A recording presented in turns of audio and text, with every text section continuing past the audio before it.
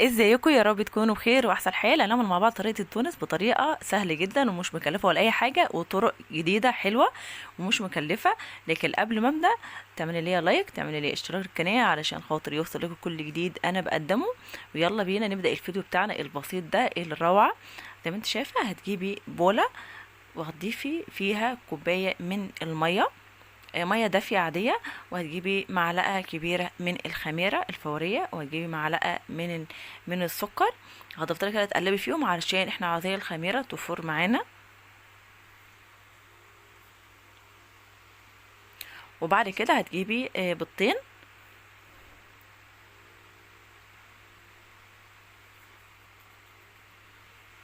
هتفضلي كده تقلبي فيهم.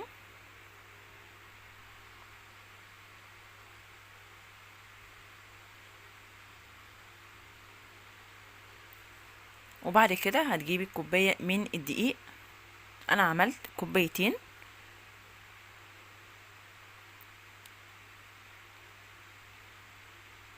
هتفضلي كده تقلبي فيهم علشان الدقيق بتاعنا يدوب معانا.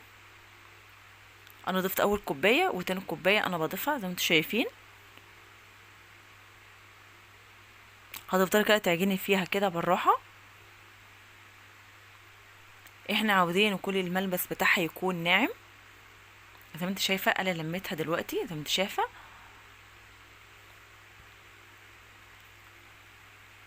طبعا لازم تعجنيها كويس. لما بتتعجن كويس هتطلع معاكي عجينه كويسه. هتجيبي معلقتين من الزبده او 3 معالق من الزبده. هتفضلي كده تعجني فيها، هي هتسيب شويه في ايدك كده وهتلزق في ايدك، بس لما تعجني فيها بالزبده هتتلم معاكي وهتطبق الملبس بتاعها يكون ناعم.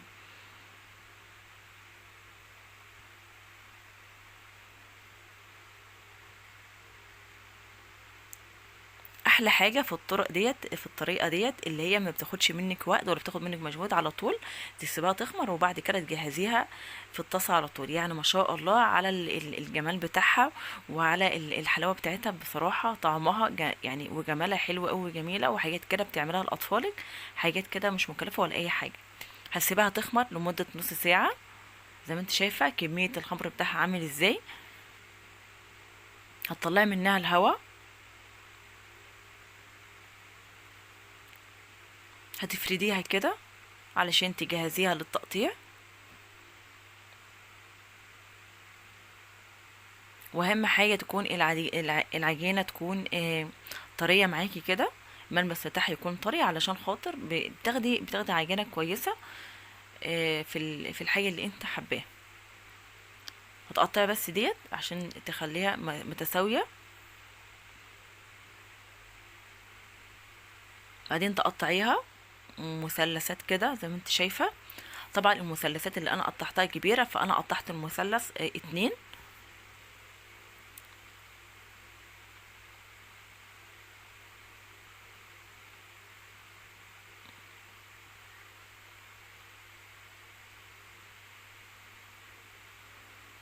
انا بس بوريكم عشان لو العجينه طلعت معاكي كبيره والمثلث قطعتيه وطلع معاكي كبير، فانت تقطعيه المثلث تقطعيه 2 زي ما انت شايفه كده.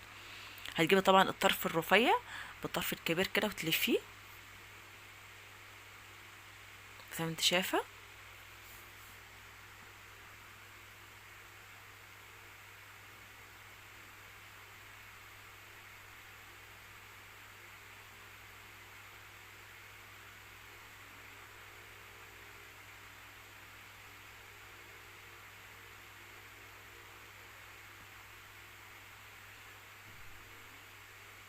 اهم حاجه تحطيه على ورق الزبده علشان لما تيجي تقليه في الزيت بيتقلب معاكي بكل سهوله ومش يلزق معاكي في الصينيه اللي انت هتعملي فيها.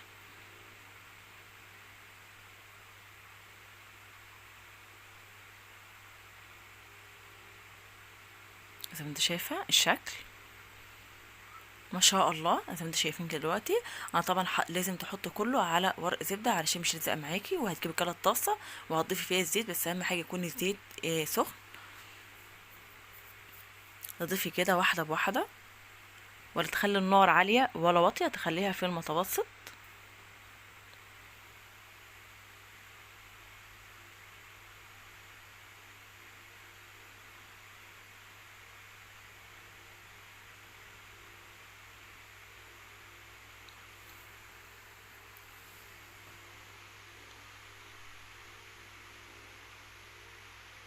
ما شاء الله زي ما انت شايفه. كل ما اللون يكون احمر غامق يعني بني غامق كده يكون احلى واجمل كمان. هتضيف الكميه التانية.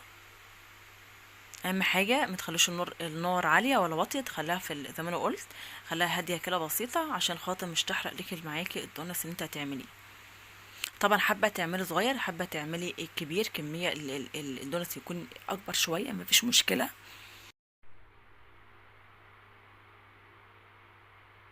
شايفه بقى الجمال ده ما شاء الله.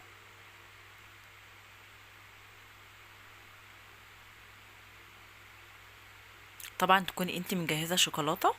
تمام، اي نوع شوكولاته عندك ممكن تحشيه بيها. انا طبعا همسك لها عصايه كده وبعدين وهعمل فتحه صغيره في الدونس اللي احنا حمرناه اللي احنا جاهزينه ده علشان خاطر نحشي بالشوكولاته.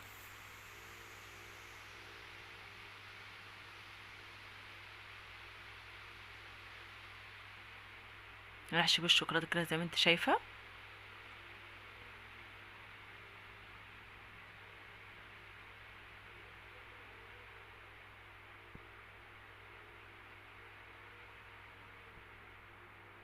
من الجنب كده او من فوق زي ما انت حابه.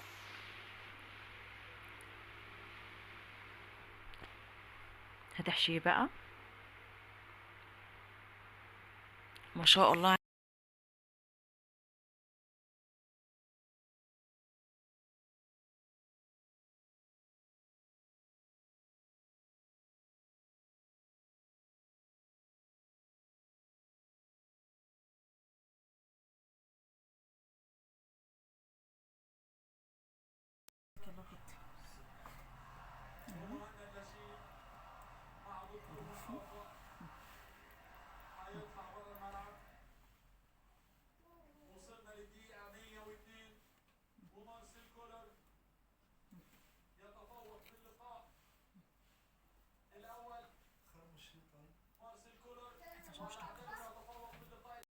شايفه عملنا ايه؟ عملنا كمان حلو.